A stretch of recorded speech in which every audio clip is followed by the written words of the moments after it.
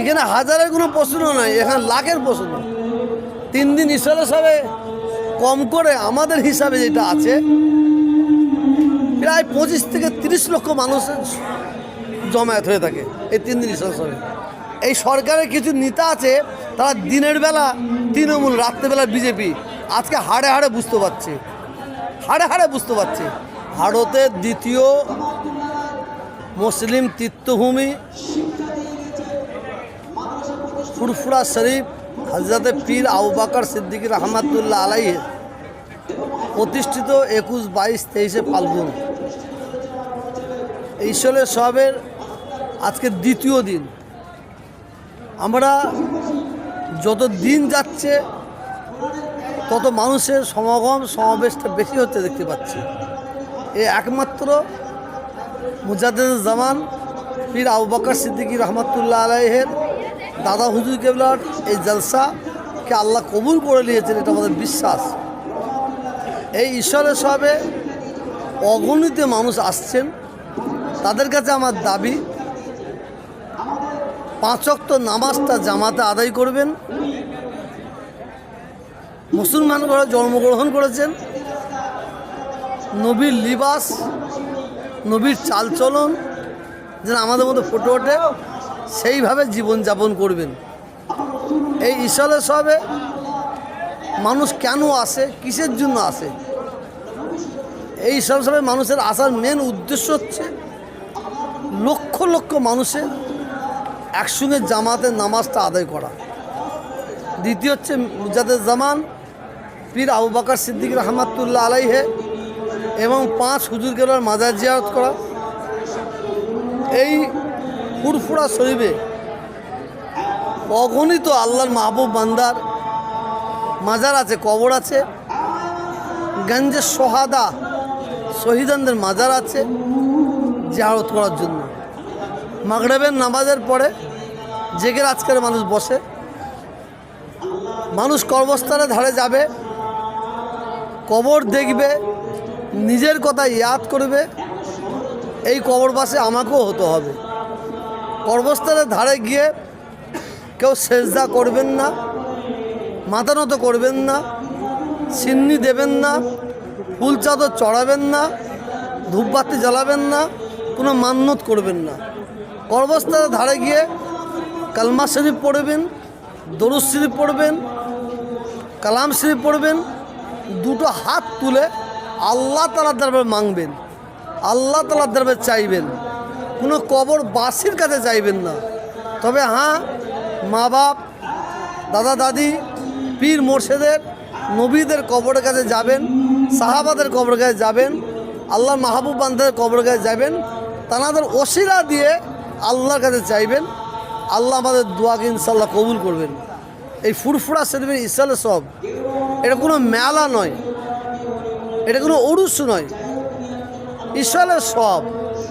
কুল মুমিন মুমিনাত, আমার রসুল পাকের প্রত্যেকটা উম্মতি এবং দাদা হুজুরের প্রত্যেকটা মুরিদ মুতাকিদিনদের রুহের মাগফিরাতের জন্য সবসময় দোয়া চাওয়ার মজলিস এটি। এই ঈশ্বরের সবে কট্টরভাবে মহিলাদের আসা নিষিদ্ধ। এই 3 দিন কোনো মহিলা ফুরফুরা শরীফে আসবেন না এবং মেলা জাতীয় কোনো জিনিস বিক্রি করা যাবে না, এটা কঠোরভাবে নিষেধ করা হয়েছে। এই ফুরফুরা শরীফে যারা আসছেন, চলতে ফিরতে, উঠতে বসতে সবসময় কলমা শরীফ পড়বেন, দরুদ শরীফ পড়বেন, হই হুল্লো করবেন না। আর একটা ভাইকে সাহায্য করবেন। এই ফুরফুরা শরীফে আখিরে মোনাজাত করা হবে, সারা বিশ্বের মানব জাতির জন্য কল্যাণের জন্য দোয়া চাওয়া হবে, কুল মুমিন মুমিনাতের জন্য দোয়া চাওয়া হবে। কত হাজার লোক তো আমি বলতে পারবো না, কত লাখ বলতে হবে না। এখানে হাজারের কোনো প্রশ্ন নাই, এখানে লাখের প্রশ্ন। 3 দিন ঈশ্বরের সবে কম করে আমাদের হিসাবে যেটা আছে প্রায় 25 থেকে 30 লক্ষ মানুষের জমায়েত হয়ে থাকে এই 3 দিন ঈশ্বরের সবে।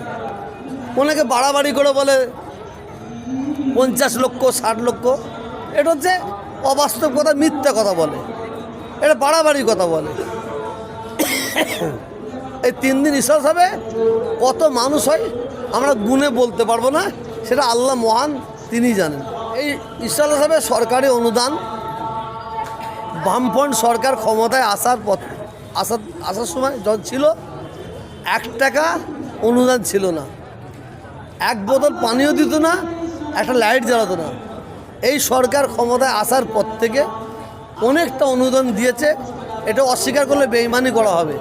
তবে এবছরে তার আগে বছরে যেদিন থেকে ববি হাকিম সাহেবকে সরিয়ে দেওয়া হয়েছে তারপর থেকেই ফুরফুরা শরীফে অনীহা উন্নয়নকে স্তব্ধ করে দিয়েছে। এবং পশ্চিমবঙ্গের মুখ্যমন্ত্রী মমতা ব্যানার্জি, উনি বাংলার অভিভাবক, উনি চাই ফুরফুরা শরীফ উন্নয়ন। কোনো একটা ব্যক্তি, কোনো একটা পেশও ওই ব্যক্তি মানে ওনার চালচলন তৃণমূলের, কিন্তু ওনার ভেতরটা বিজেপি ফুটে উঠছে। আমরা ওনার কাজকর্মে বুঝতে পারছি যেটি ফুরফুরা শরীফের উন্নয়নকে স্তব্ধ করে দিয়েছে মমতা ব্যানার্জিকে আড়ালে লেগে। আমরা এই রকম সমালোচনা করব, উনি আবার মমতা ব্যানার্জিকে পরোক্ষভাবে বলবেন দেখেন আপনার কত সমালোচনা করছে। সমালোচনাটা ওই বদমাইশটা করাচ্ছে, ওই বদমাইশটা সমালোচনা করাচ্ছে। আমাদের কাছে খবর আছে, বিশিষ্ট সত্য খবর আছে, ডিএম, এসডিও, বিডিও তাদের ঘরে বলা হয়েছে ধীরে চলো, উন্নয়নটাকে ধীরে চলার জন্য নির্দেশ দেওয়া হয়েছে। ওই গঙ্গাসাগর মেলায় হয় 4 থেকে 5 লক্ষ লোক হয়, 1.5 থেকে 200 কোটি টাকা খরচা করে, 1.5 থেকে 2000 কোটি টাকা খরচা করুক, এতে আমাদের কোনো আপত্তি নেই। গঙ্গাসাগর মেলায় যত লোক আসে, অন্য রাজ্য থেকে লোক আসে, তাদের অনুদান দিক, আমাদের আপত্তি নেই। আর এই বাংলায় লক্ষ লক্ষ মানুষ আছে, তাদের প্রতি এইরকম অনীহা কেন? কেন মুসলমান হয়ে জন্মেছি বলে তাদের প্রতি এই অনীহা? মমতা ব্যানার্জিকে আমি কোনো দোষ দেবো না। পশ্চিমবঙ্গের মুখ্যমন্ত্রী উনি সবসময় চাই বাংলার উন্নয়ন হোক। আর এই পেশোগুলো এরা বাংলার মুসলমানদের এলাকাগুলো উন্নয়নে স্তব্ধ করছে। আর এদের যখন ন্যাজে পাপ হচ্ছে তখন বলছে বিজেপিতে চলে যাব, ন্যাজে পাপ পড়লেই বিজেপিতে যাব। আমি ওই জন্য অনেক আগে বলেছি, এই সরকারের কিছু নেতা আছে তারা দিনের বেলা তৃণমূল, রাত্রেবেলা বিজেপি। আজকে হাড়ে হাড়ে বুঝতে পারছে, হাড়ে হাড়ে বুঝতে পারছে। আজকে আমাদের এখানে কোনো একটা ব্যক্তি উনি মাঝে মাঝে আসছে গাছের আড়ালে, উনি বক্তব্য দিয়ে চলে যাচ্ছে, হ্যাঁ এখানে সব কাজ সম্পূর্ণ হয়েছে। একদম মিথ্যে কথা। এটা মমতা ব্যানার্জিকে ধোঁকা মারছে, বাংলার মানুষকে ধোঁকা মারছে, মমতা ব্যানার্জিকে ধোঁকা মারছে বলে মনে করি।